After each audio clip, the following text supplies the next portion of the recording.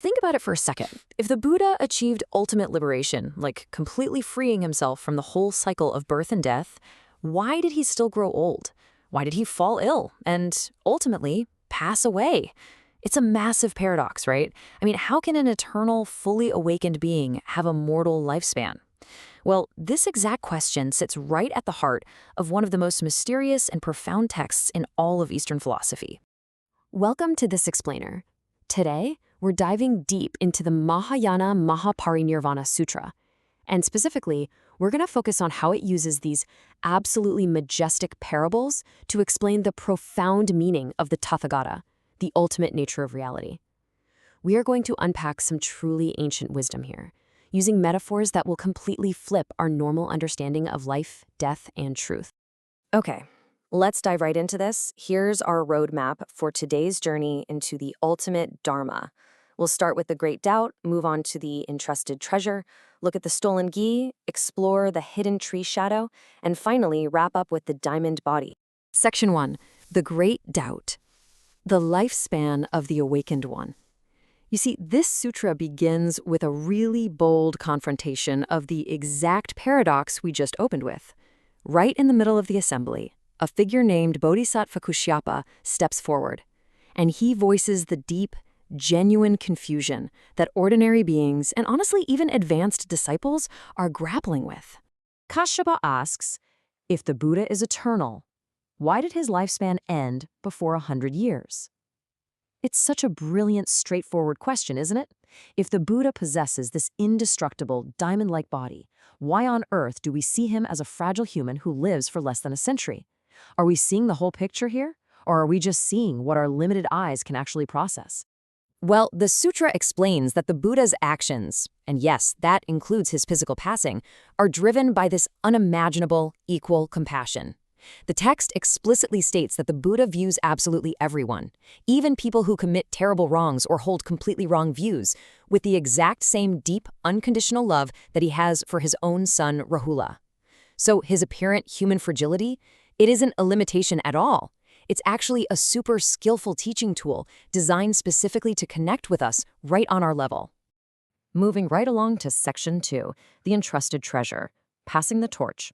Because think about it, if the Buddha is going to physically depart, who can possibly be trusted to carry on these incredibly deep, ultimate teachings?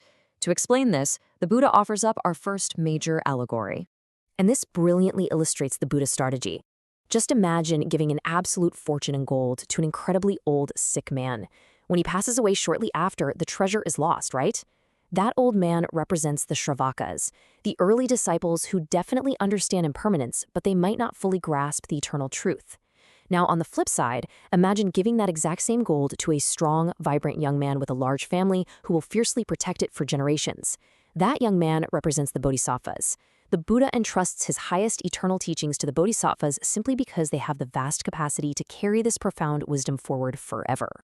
Which brings us to Section 3, the Stolen Gi, diluting the truth. Now, this right here is the absolute core focus of our explainer today. Through this classic parable, the text draws a stark contrast between how ordinary people and enlightened sages actually perceive the ultimate truth. But first, we really need to define our terms here.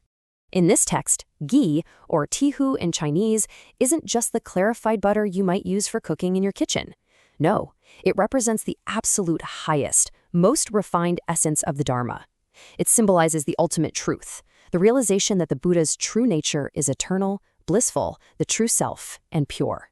It is literally the absolute pinnacle of spiritual awakening. So, here's how the parable goes. A wealthy man raises a herd of cows. But he's not raising them for regular milk or cheese. He's doing it solely to produce this ultimate, priceless ghee. But tragically, the man passes away before he can actually refine it. Suddenly, a group of foolish robbers swoops right in and steals the entire herd. Now, these robbers, they know the cows hold something incredibly valuable, and they desperately attempt to extract the prize for themselves. But look at exactly how these robbers managed to completely ruin the ghee. First off, they didn't have the proper refined vessels. They only had these crude leather bags. Plus, they had absolutely no clue how the churning and refining process actually worked. And crucially, this is the real kicker. In their greed and ignorance, they just kept adding water to the milk to increase the volume. because they kept watering it down, the chance of ever making pure ghee was lost entirely. Honestly, it kind of makes you wonder, doesn't it?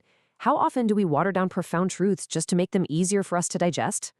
So the crucial point is this. The robbers, they represent us, ordinary beings.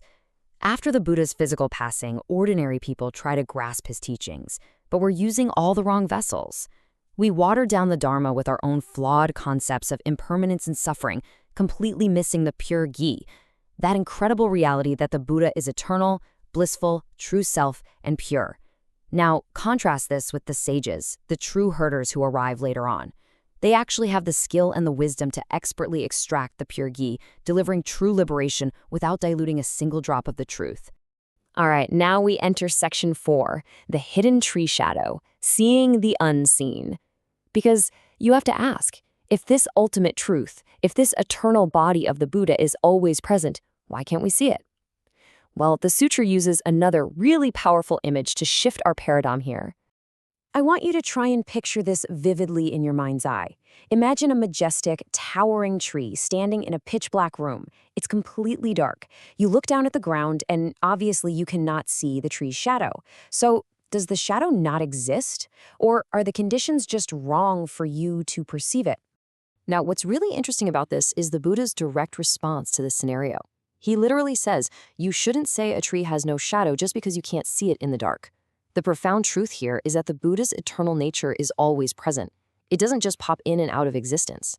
If we view the Buddha as merely a temporary, fading mortal, it's not because he's impermanent. No, it's because we are standing in the dark. We simply lack the illuminated wisdom eyes required to see what is right in front of us. Finally, we reach section 5, the diamond body. This is the ultimate revelation, bringing us to the grand finale of the sutra's teachings on the Buddha's true form and directly answering that great doubt we started with at the very beginning. Let's move to see how all of this builds into this massive ultimate revelation. The true nature of the Buddha is not flesh and bone, not at all. It is an indestructible, unshakable diamond body. It isn't sustained by the ordinary food that you or I eat. When the Buddha appears to suffer illness or age or pass away, he is merely performing a compassionate play, like a master actor, to guide beings who are just stubbornly attached to the physical world. His true form is the ultimate eternal Dharma body, completely limitless and ever-present. And honestly, the scope of this eternal body's purpose is just staggering. The sutra mentions the Ichintika. These are beings who are seemingly entirely devoid of good roots, people who have lost their way completely. And yet, the text insists that even they are completely enveloped in the Buddha's boundless equal compassion. The whole reason this eternal diamond body exists is specifically so that absolutely no one is ever left behind in the dark. The Buddha declares this with absolute authority. The Tathagata is a constant law, an unchanging law. He's not just some fleeting historical figure who came and went 2.5 millennia ago. The true essence of the awakened mind is the very bedrock of reality itself. It is constant, unbreakable, and eternally pure. We've explored the great doubt, the diluted ghee, and the hidden tree shadow, all revealing the unbreakable diamond body.